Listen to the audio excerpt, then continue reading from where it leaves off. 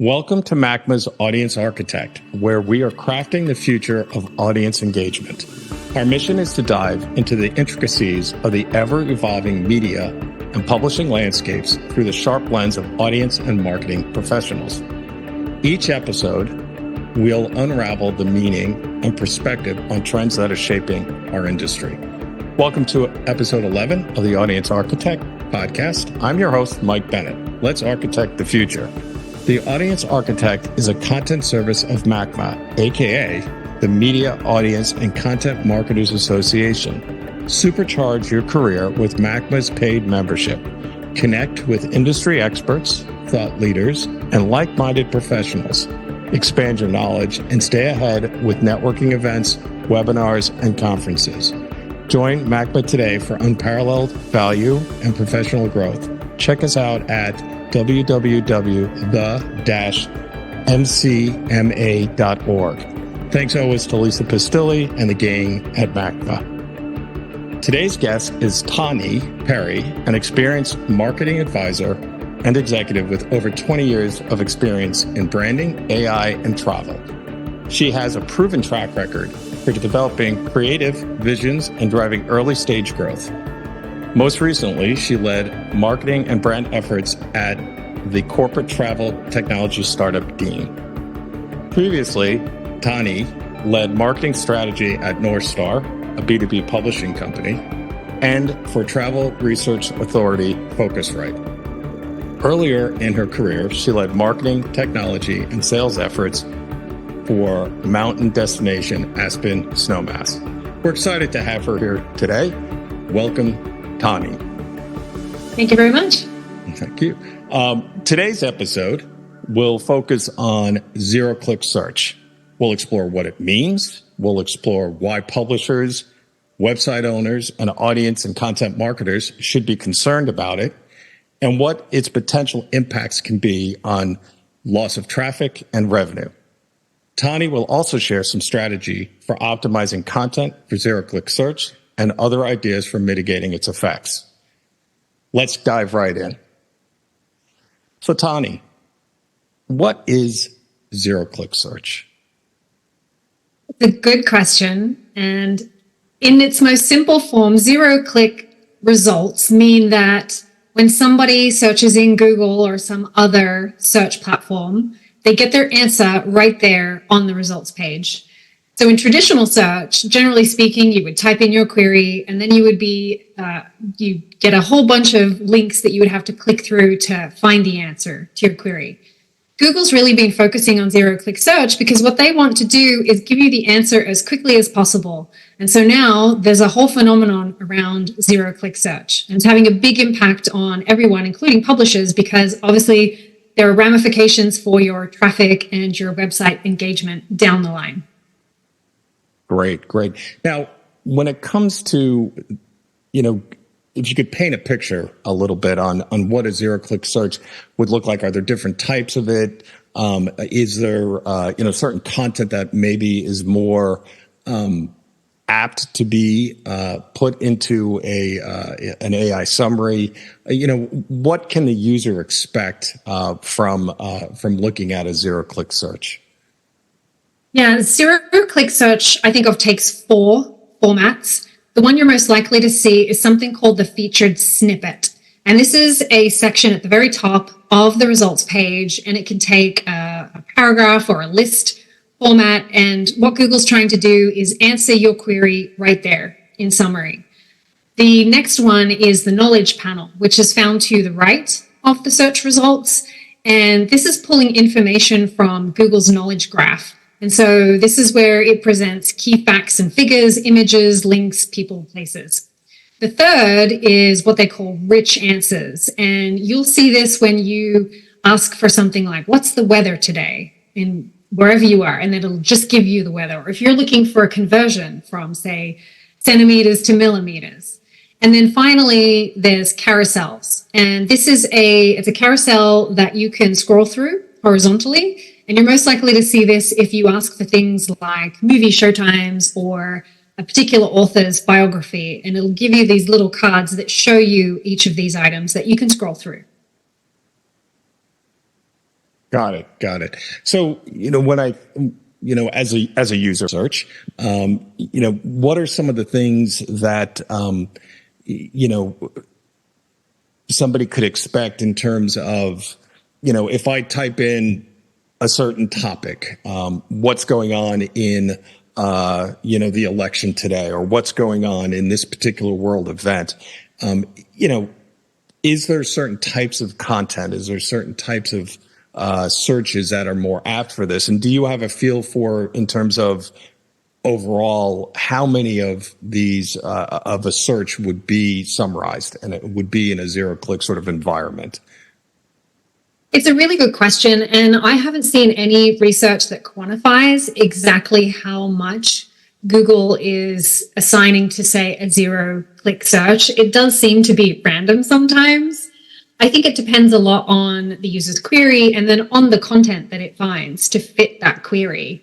And so if you're asking about current events, I think current events, there's a lot out there, right? And so it probably, that's a good candidate for zero-click search, or at least some kind of quick summary where it'll give you the high level answer, but then give you options for other places you can go for a deep dive. Right. Yeah, because, I think, again, as somebody, using search, if I want to say, make the search how to plant tomatoes, right? It's very simple to sort of organize that in a list, step 1, step 2, step 3.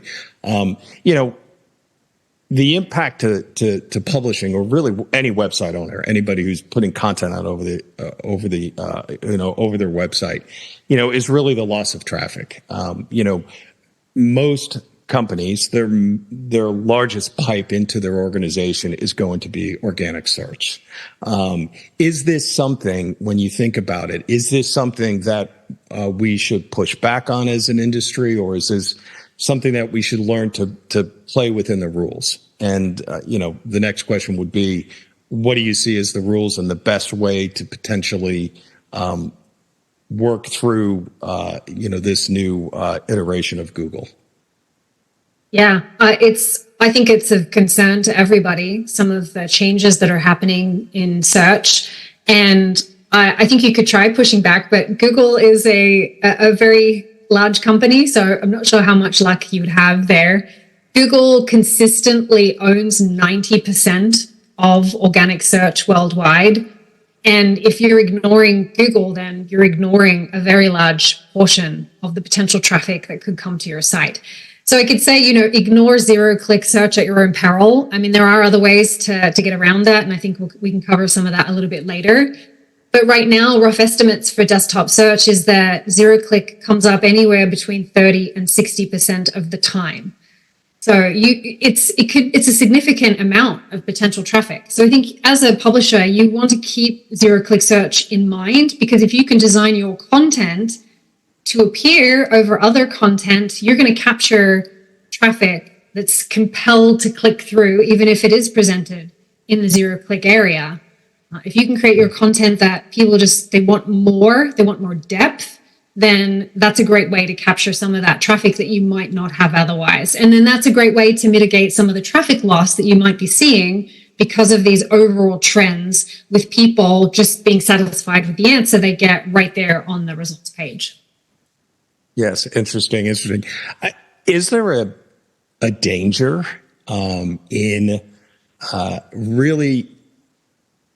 I'm just being devil's advocate, of designing content to feed into a system where you're not getting the corresponding traffic back. In other words, making it easier for Google to keep the user on their page, not my page, for example, as a publisher or as a website owner. Yeah, it's something to keep in mind. I still think that Google's not, they have stated that their intention is not to deprive websites of traffic or deprive publishers of people visiting them. Their main focus is that they give answers as quickly as possible, and they provide avenues for users to find engaging educational content as quickly as possible. And if you design your content so that it's it's more likely to be featured as part of the zero-click universe, if you will, I think you're following some of the best practices around content, because you're summarizing what you're talking about, and then you go into more detail. And Google will always, I think, rank content that's higher quality and present that in zero-click results over content that is poorly designed, poorly produced, and doesn't give any kind of value to the user. So my philosophy is, if you can't beat them, join them. And in this case, I think it's very unlikely that you can beat Google, so you might as well join them. I would agree with you on that. I also think, again, thinking as a, as a publisher, there is a halo effect to showing up in a featured snippet, for example, or in a summary.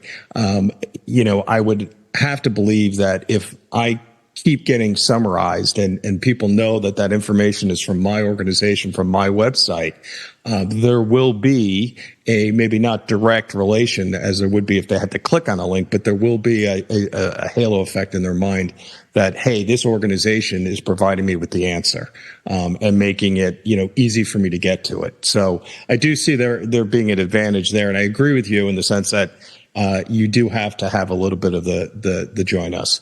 Now, you mentioned something before that I wanted to get into a little bit. So when it comes to SEO, when it comes to Google search, EEAT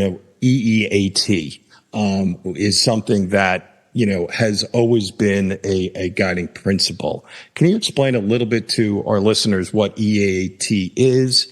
And is it still important? Is it less important? Or how does that sort of work in your mind with this new, this new iteration for Google? Yes, it is still very important. And EEAT, or EAT, as a lot of people say in short, stands for expertise, experience, authority, and trustworthiness. And it's a proxy for credibility. And Google is still valuing that very much, especially for topics like the YMYL, your money or your life topics. And you need to have all of those elements in your content, or people aren't going to engage with it, or they're going to read it and then dismiss it because they don't think that the writer or the publisher has the expertise to be talking about it, or isn't sharing real life experiences that are of value, or the publisher doesn't have the authority. Like, it's not being referenced by any other outlets. It's not a part of any of the directories, which makes it less trustworthy.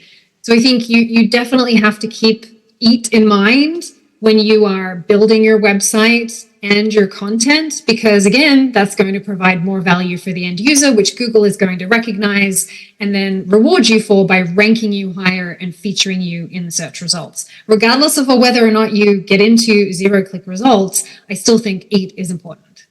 Right. And, we can't forget the fact that there is the summation on the top, either a featured snippet or knowledge panel, but there's also the traditional, as I call it, links underneath that. So the user is still able to go through that, and they are going to value ones that are, first and second in line, as opposed to one that's lower than that. So I think that's a really important thing for owners of websites and publishers to realize that, some of the old rules still apply, right? It's not completely reinventing the wheel. In many ways, it's making it better. It's making a better wheel.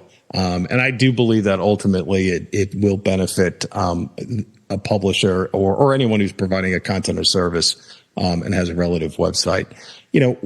We talked a little bit about, optimizing and looking at, how do we join them, right? So can you give us some ideas on and some strategies, if you will, of how can we better join with them? How can we be better partners? How can we optimize either our content or the way we do things in order to be more prevalent in a zero-click or in a featured snippet or other summary at the top?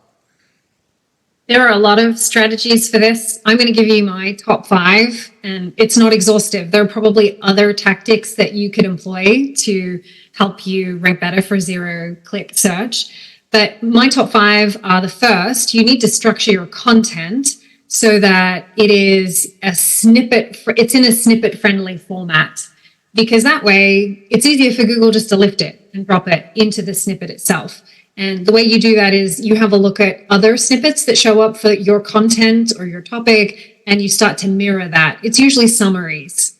You want to give, if someone has a query or an answer, you want to answer it or a question, you want to answer that as quickly as possible. The second thing you want to do is target question-based queries. Usually what people are doing is they're trying to find an answer to something. So they type in a specific question. So then if you pair up your answer with that question, you're more likely to show up in zero-click search.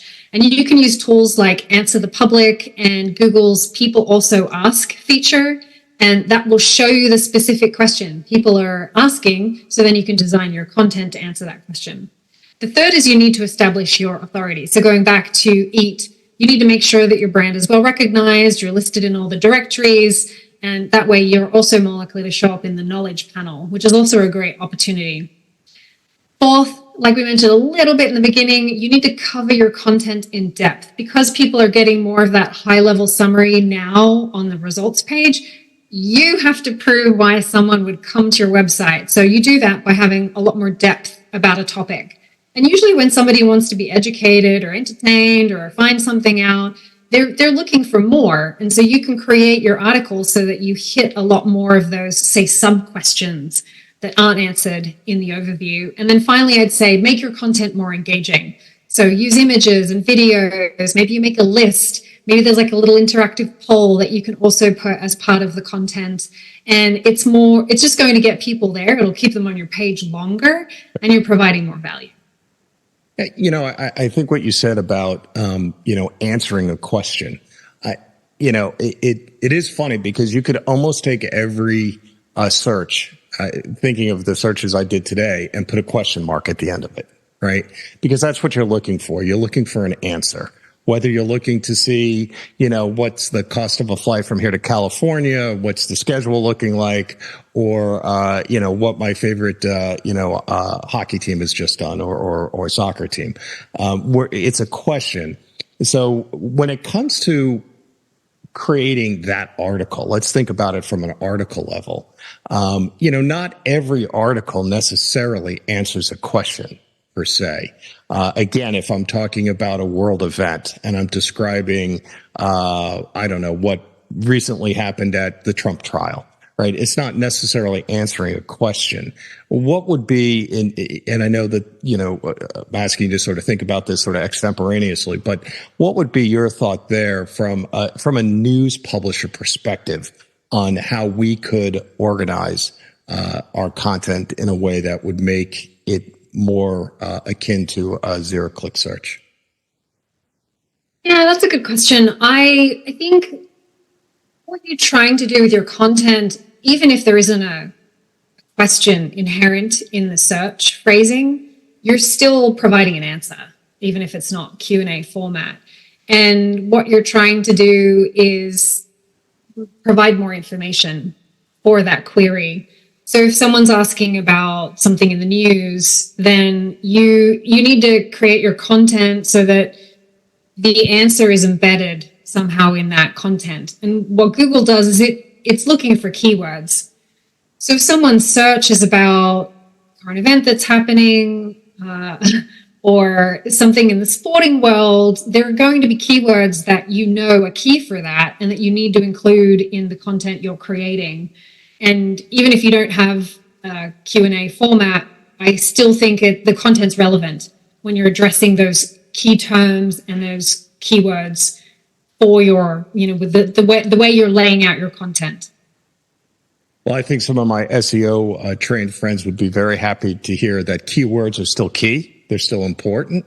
Again, I think, one of the one of the important parts when something like this happens is not to overreact, right? Is not to completely throw something away and restart and redo everything over again. It's an evolution. And, from an evolution standpoint, how much does, if you have a site that's very rich in visual content, you were talking about that before, or video or audio, for example, how much of that shows up in a zero-click search? How much of that is within this sort of schema? A lot. And I think video in particular shows up quite frequently. Obviously, depending on the search term, there has to be a video that's relevant for whatever someone's searching on. But I am seeing video more and more now. And if you have video on a topic, it's great to make sure, what you want to do is make sure you have all the supporting copy around it. It's tagged correctly. The description is very descriptive, and it also contains your keywords and your keyword phrases, because the copy and the description is what's going to tell Google that this video is relevant for a search. So as an example, I don't know, I'm an amateur gardener, and when spring rolls around, I want to know what's the best time to plant tomatoes, or how do I make sure that I get my vegetable garden ready or my soil prepped? And when I put in that search term, the first thing that comes up now is either YouTube videos or YouTube shorts. Shorts are actually becoming really popular in that top part, the zero-click search area. And so I think as a publisher, you have to think about video not just from that landscape format. You also now have to be thinking vertical, because a lot of people are searching on their phones, and shorts get a lot more engagement because they're in the right format and they're kind of quick and easy to watch. And if I'm looking for an answer about how to plant tomatoes, then I'm more likely to watch a short than I am to sit down and watch a 25-minute video of someone going through all the detail. That said, there are other people who might prefer the long format. So I think if you want to show up, you probably have to have both. Right. Just as an aside, I plant a lot of tomatoes, so maybe we can chat after this on how to do it, and I promise I won't talk your ear off. You'll have to tell me what varietals you're having the most success with, because sometimes I get a great abundance and sometimes I don't. Well, that's like life. Sometimes it works, sometimes it doesn't. But, it is, getting back to the shorts. We have found that very successful at my company in really sort of breaking down a topic in a very short format, right? We all know that, people are on the go constantly. They don't have a lot of time necessarily to devote to a particular topic or to a particular answer to a question. They want the quick hits. They want the bullet points, right? We, as a society, I think, are becoming more bullet point oriented, if you will. So I do, I have seen that, and I can echo that in terms of, having both formats, having the short, which I kind of think of as an executive summary if I was going to put a report together, and then the long version format, which can be both portrait and landscape mode. That gives you more details if you're so inclined to listen to that on any topic. What is, there's a lot of discussion, in terms of on-page experience, things like, increasing load speed, mobile friendly, so forth, and security of web pages and so forth. How much does that affect? I know it affects search in general, but does that play into zero-click as well? Yes, definitely. And I think of on-page experience, the health of your website. Is it mobile optimized? Have you addressed all of your accessibility requirements? Is table stakes? If you don't have that, if your website is not well architected, if you're missing meta descriptions, you have no hope of making it into zero-click search. So if you're starting from the beginning, that is the first thing that you have to address. Because if you don't have that, Google penalizes you, and they're not even going to consider you for zero-click search. And you're probably going to find that you don't even rank on page one, because there are going to be other websites or publishers that have healthier content and healthier websites that will rank higher than you. So I think there's something to be said for making sure that you either have an SEO expert in-house, someone who is technically minded, who can do an audit and an assessment of your website to make sure that you've got all of that in place, or you work with an outside agency who has that expertise, because you have to have it. It's a must. Right. Yeah. It's interesting. I've, from an audience perspective, I've been at this game for quite a while.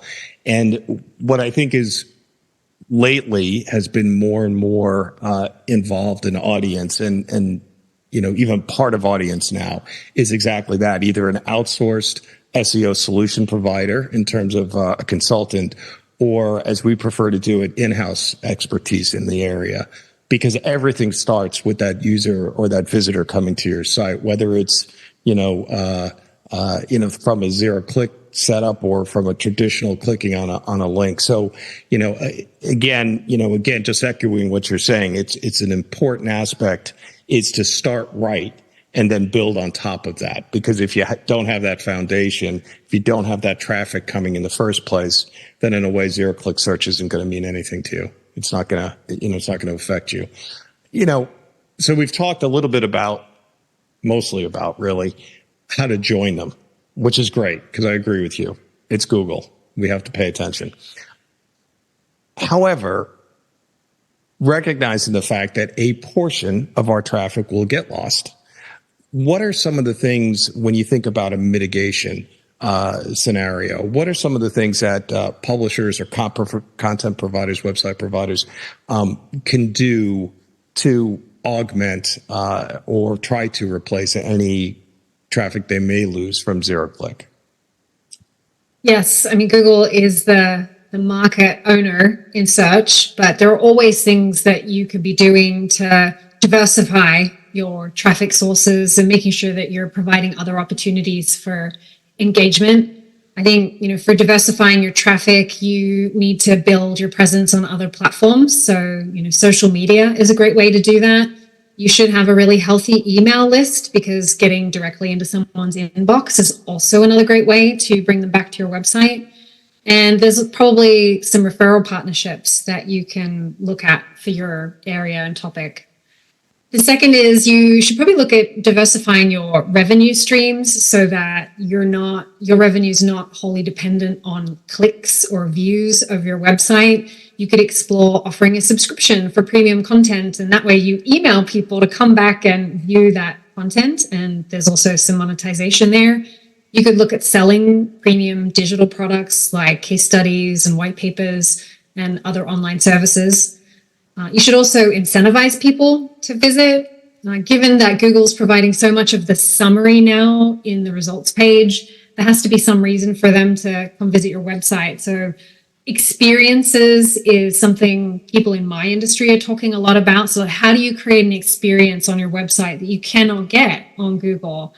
And maybe the experience is a walkthrough tour. Let's say you're a publisher in travel. Can you create something that feels more dynamic with images and video that someone can walk through? Maybe there's an audio portion that talks about a particular destination. Can you create a calculator, or can you create a dynamic menu plan for someone if it's, if you're a food publisher? So think about the ways you can create an experience that isn't reliant on Google bringing you people. Another way is to develop a community. People love people. And so how can you bring people into a forum where they can answer each other's questions or chat about a topic that they're really passionate? I mean, look at Reddit. Reddit has such a fervent community. Can you capture a portion of that that's niche to you so that people congregate and start a conversation? And then finally, I'd say always focus on being the go-to source on whatever your topic is, because when you've developed that brand awareness, people think about you first for that topic. They're not even going to bother searching. They'll just type in your URL, which is the holy grail, right? You bypass SEO and pay-per-click. You don't have to worry about it. They just come directly to you. I mean, obviously, there's other things you can do, but I think those are some of the easy, low-hanging fruit that publishers should be thinking about today. Or wouldn't that be a wonderful world if people just typed in your URL directly? But, having said that, I think that is the goal, right? And that is something we should strive for. We'll be right back. Attention to all publishing, media, and event professionals. The Media, Audience, and Content Marketing Association, MACMA, invite you to Mastering Customer Retention Essentials, a virtual learning experience happening on June 5th from 11 a.m. to 1:40 p.m. Eastern. Dive into the strategies and tactics essential for thriving in the retention economy. This exclusive event features industry leaders like Sharon Jane Chu from Chemical Engineering News and Maurice Backley from Education Week, sharing their insights on retaining readers, advertisers, and members.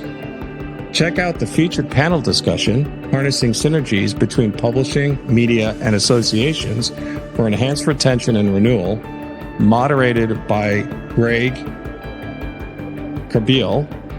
This panel features Jennifer Mosley from Education Week, David Garofalo from Intermodal Association of North America, and Dustin Smith, co-founder of Hum. They will explore strategies to drive renewal rates, boost member engagement, and strengthen brand loyalty. Explore compelling case studies, innovative approaches to audience acquisition, and learn how to turn challenges into opportunities for growth and renewal. Whether you're a MACMA member or not, this event is designed to equip you with the tools to drive your organization towards unparalleled success. Don't miss this opportunity to learn, ask questions, and transfer your retention strategies. Register now at MACMA's website, www.the-macma.org. See you there. Now back to the show. I do have a question about social media, but I think you're right on the point with building communities, especially in a B2B type publishing company like when you were at North Star. It inevitably will help much more than any publisher can when you bring together a group of people with the same issues, right? Because as much as we may think we have all the answers as publishers and content providers, we don't. It's better to be part of a community and, than, being sort of one way directionally talked to, right? Having a robust community. I think that is something that, publishers, some publishers do it really well. I think other publishers, are starting to get into that, to build a community. A lot of people do that around events, around in-person or virtual events. How do we create that type of community? And again, it's not to replace search traffic that might get lost, but it is just to diversify, to bring together that same group of people in a different way.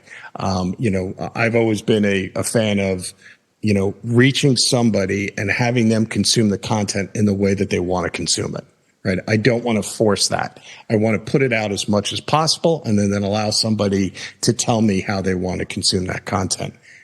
On that point, when it comes to social, there is a debate in the industry about how much should a publisher or a content provider, if they have a community on, say, YouTube or in Twitter or anywhere else, WhatsApp, how much of that should we be trying to bring back to our website? How much should we be, in a sense, pushing somebody off of one platform onto another platform? What's your thought on that? Well, that's a tough one. And one, as a longtime marketer and manager of social media channels, it's really hard to answer because I think every channel is different and every audience is different. And they go to these channels for different things. So let's take LinkedIn, for example. LinkedIn is very focused on business. And so it's a great channel for B2B. If you are focused on some aspect of corporate travel, as an example, that might be the place where you go. And LinkedIn is designed nicely to include external links. Now, LinkedIn does penalize you when you include those links, but you have the ability to do it. So if you are promoting content on your website that you think is of interest to the folks that are on LinkedIn, you can bring them back to your website in a pretty easy manner. If you wanted to do the same thing on Instagram, it's really, really tough because your posts, you can't include a link. You have to say link in bio, and then someone has to go to your bio and click that. It just doesn't work, right? So I would say if your audience members are on Instagram and that's where you want to engage with them, it's really unlikely you're bringing them back to your website. But if they're on LinkedIn, you've probably got a better chance. That said, I'd say it's rare. Like if you're trying to drive traffic, social media, I think, is more for brand awareness than it is for lead generation or website traffic, because it's harder to get them to make that step. They're comfortable on their social media channel and they're flicking through their reels and their content. They want a little laugh, or they want like a snippet of education. So I think you probably want to leave them there and provide value in that channel rather than trying to focus on how do I get them back. What you're going to do is you're going to elevate your brand or your publication so that the next time they have a question that they haven't seen on social media, they might type in the name of your publication plus their query, and in which case they're going to end up on your website. So I think the best way is to think of social media as a brand building exercise, and then some of your other activities like email marketing as a way of driving traffic back to your site. I would agree with you on that. In that, again, I use this word, the halo effect, right? It shows a complete basket of goods on how you want people to look at your content. Recently my company has reached out and branched out into WhatsApp and Threads and other areas. Understanding the fact that, sure, a portion of that traffic will come back to our site, a portion of that traffic will stay on that sort of resident site there, and that's okay, right? Because that's a person telling me this is how I want to consume your content. You mentioned email marketing, so a slight twist to that is, what do you think about from a diversity standpoint in terms of diversification of traffic? What role does newsletters play? Very large. I think email is one of the sometimes most overused, but also undervalued tactics, especially for publishers, because when someone signs up and gives you their email, they're voting in for your content. And they're in their inbox mostly every day, especially if they're professionals. And if you can create a newsletter that summarizes a lot of different content, you can serve that up to them and say, look, you've got 10 options here. Which of these articles would you like to read? Maybe they just skim all of them, but maybe they click through to one or two and end up on your website. Being in their inbox is cheaper than being on Google, and also a more direct route, because if they click a link in an email and go to your website, that's a lot less effort for them and a lot less effort, I think, for you than you having to try and rank on Google and try and hope that you show up in zero-click search or in the top 3 links and then them click through to visit your website. So I'd say you definitely need to prioritize marketing as part of your overall strategy, as well as focusing on SEO and zero-click search. I'm so happy to hear that. One of my pet projects in virtually every company I'm at is newsletters. I think they're a fantastic vehicle, not just for, I call them the signal flare, reminding people that you're out there. Because, let's face it, I think what search does sometimes is strips out brand. Right? You don't necessarily know where you got that answer from, right? Because you're clicking directly into a link, you're reading an article, you're reading a solution or whatever it might be, and then you're leaving. And you may not even remember, geez, what site was that? But a newsletter, if it's branded properly and it shows up on your in your inbox the same sort of time each day or the same time each week, it's dare I say, it's almost like that magazine that would land on your desk every Tuesday, right? And you get used to seeing it, and there's a great brand recognition. There's also the ability through newsletters to create a good community, right? Like that, you don't normally think of it that way. When you think community, you might think forums or what have you, but you're creating the ability for like-minded individuals to look at a newsletter that might be focused on the economy, it might be focused on finance or what have you. And right there, you have that particular community that you can then use to leverage against, maybe show attendance or some other product or service that your company might be putting out there. So I love newsletters. I think they're really key in the diversification of traffic. Are there any other areas that you can think of in terms of diversification of? We talked about revenue streams, about traffic. How much should we be technical about this? How much should we be looking at where are, what of our, search results? Are they, people, are they showing up? Should we look at how many times our searches show up as a featured snippet or a carousel? Like, how much of this should we try to quantify? And if so, what should we be doing to report on that, right? So I'm thinking more of like from an impact perspective. I'm a huge believer in tracking and metrics. And I think one of my biggest frustrations as a marketer has always been how difficult it is to track the effectiveness of content and even SEO. I think some of this zero-click search, a lot of it's new, especially Google's announced some new things, which we might talk about a little bit later. But all of it's a little bit new, so sometimes it's hard to track. And I think you just have to start small and see how it's going.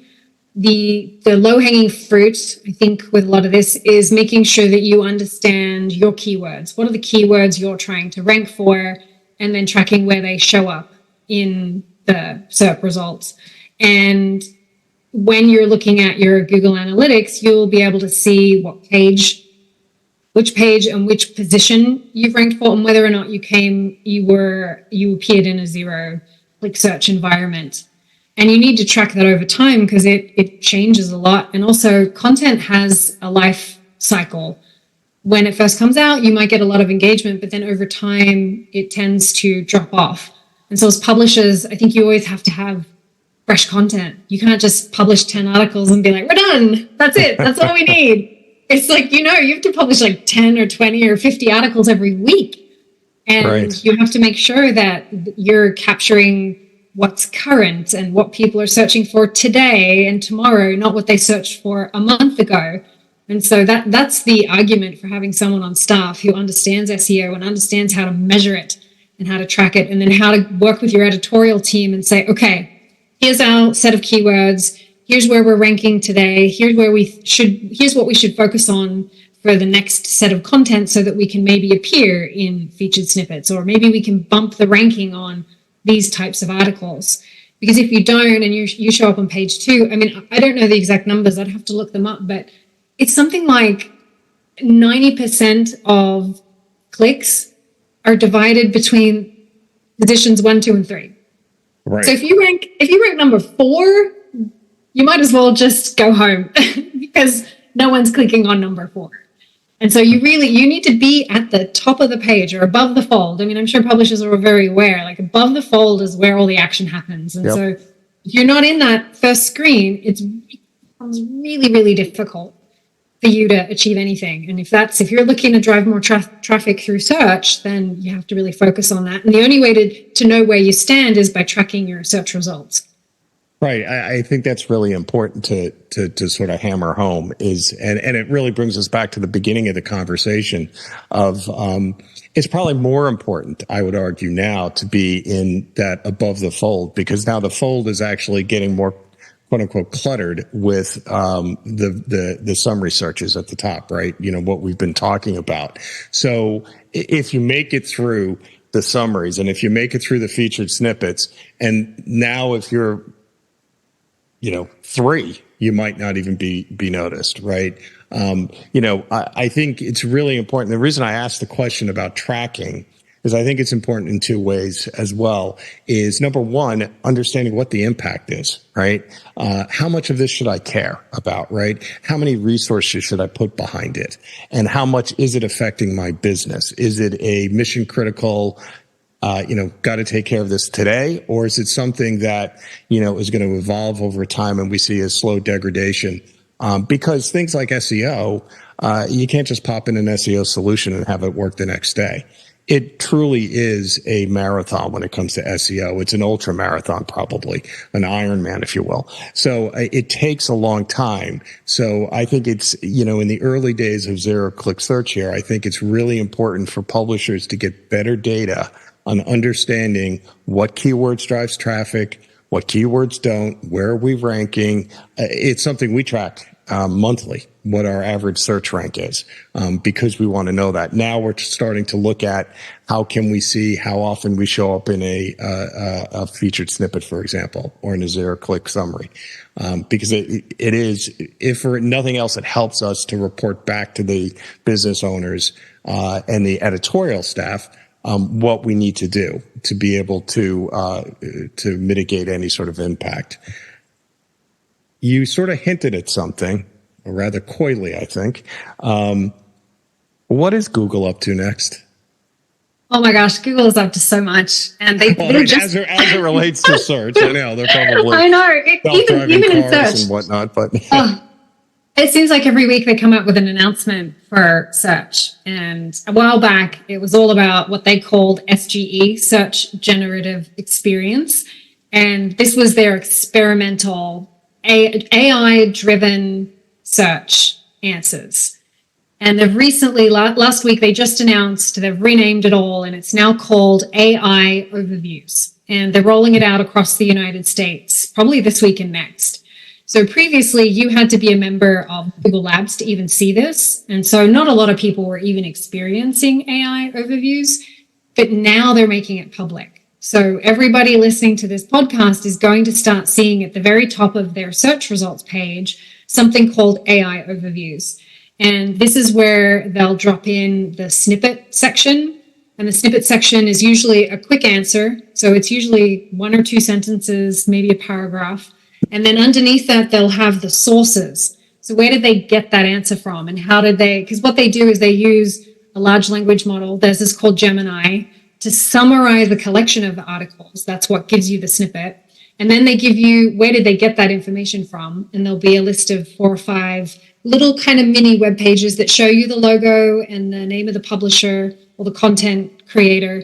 And like you can click it and you can go through for more information.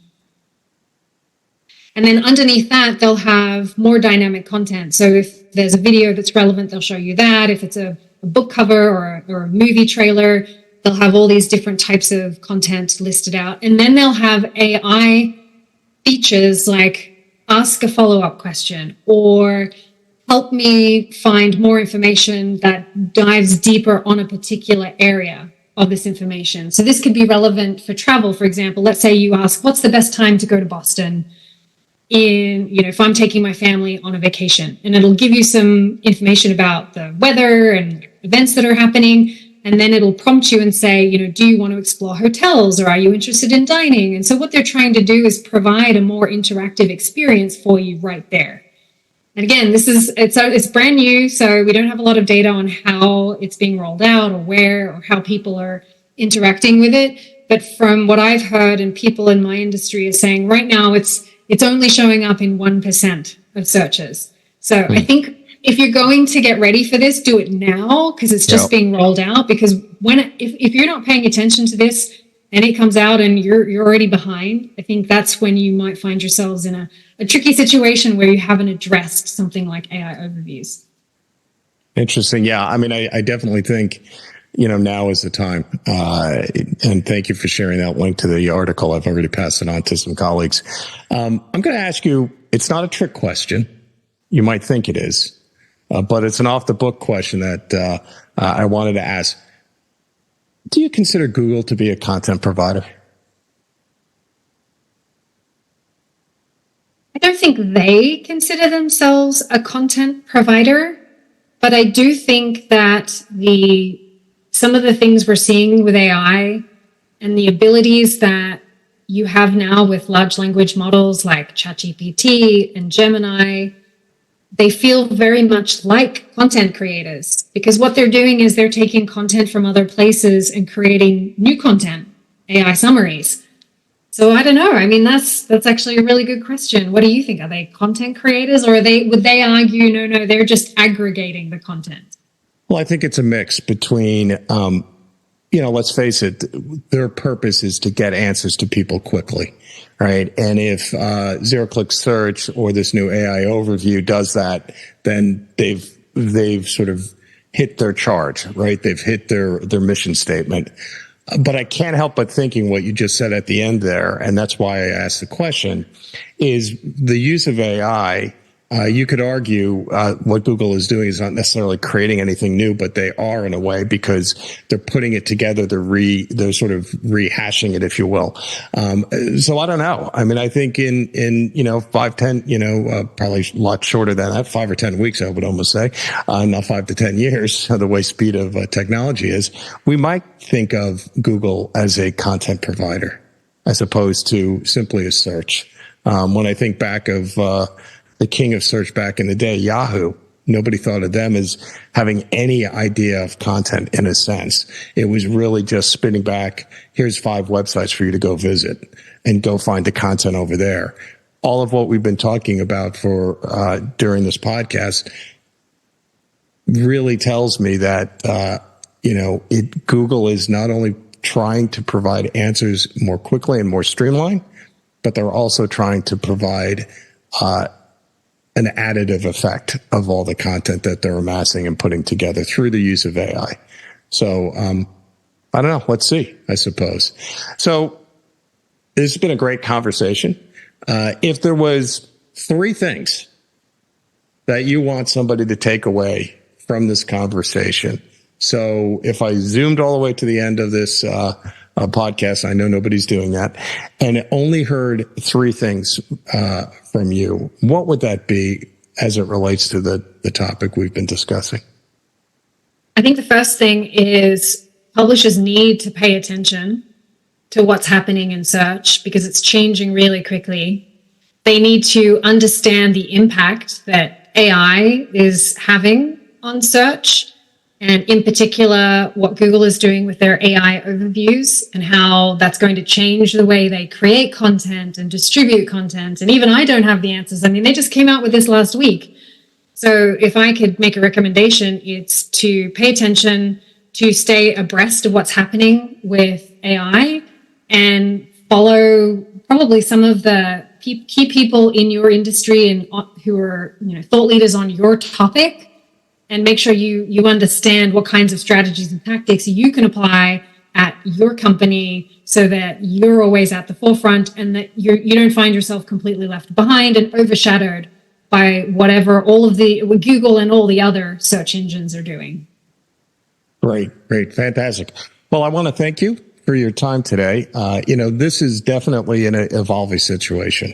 I think, to pay attention, right? And really, really understand, how search is shaping up, how it's iterating, and no doubt, a year from now, it'll look completely different, right? That's the beauty of all of this. It's something new every day.